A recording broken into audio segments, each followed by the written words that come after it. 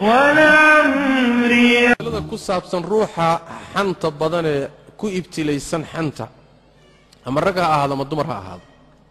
waajibka kaasaana waa inaad u naseexayso waa addiinu nasiixa nabiga salawaatu rabbi wasalaamu calayh dadka mu'miniinta waxyaalaha uu beecad iyo ballanta kula geli jiray waxaa ka mid ah an-nusxu likulli muslim ruux kastoo muslima inaad u naseexayso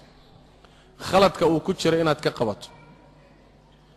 wixii wanaagaad og tahayna inaad u sheegto ood ugu naseexayso hadduu ruuxu naseexadii diido waxba kaa qaadan waayo laba mid waayo goynta aad goynayso inaad lafahaaga ula cararayso ood isleedahay yeeno adiga dhib kaa soo gaadhin waxba kaama yeelahayee sidaa hadday ujeeddadaadu tahay waad goyn kartaa markaa sababtu waxay tahay asagii haddaad kari weyday adigiina xantii haddii aad ku dhex jirto laga yaabo inuu ku saameeyo markaa waad goyn kartaa waa nooc tacsiir iyo ta'diib sharciya waa adigii nabadgal wax la yidhaahdo adigu badbaad yaad markaa ku jirtaa mar kalena waa okay oo waad goyn kartaa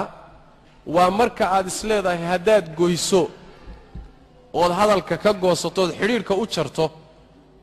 waxoogaa waxbay u taraysaayoo cadaadis buu dareemi oo inuu ku waana qaataa dhici karta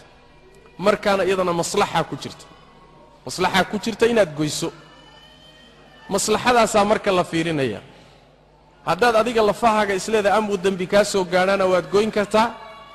haddaad isleedahay isagii bay wax u taraysaayoo cadaadis buu dareemayaayoo markaad goyso isagii baa laga yaabaa inay wax u tartana ayadana waad goyn kartaa hajrigu marka iyo goynta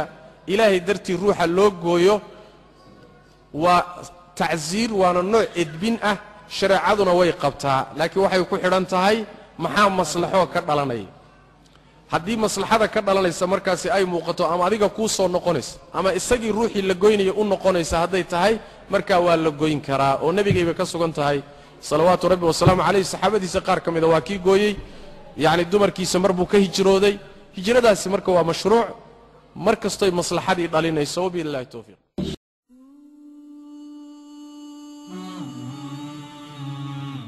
Oh